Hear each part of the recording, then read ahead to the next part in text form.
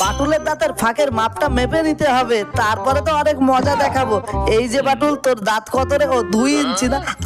এখন দেখ কি করি তোকে আমি। এই যে তরমুজ 2 ইঞ্চি, এই তো এখান থেকে মেপে নি। এবার তো তরমুজটা আমি সাবাড় করে দা।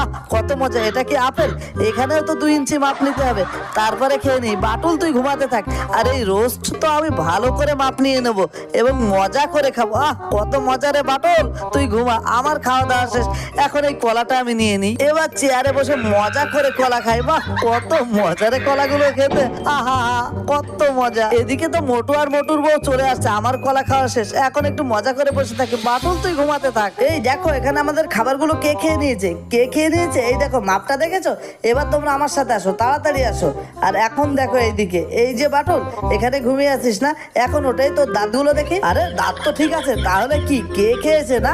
আমাদের সাথে পাগলামি। এই দেখ কে খেয়েছে, ধরা পড়ে গেছিস তোকে।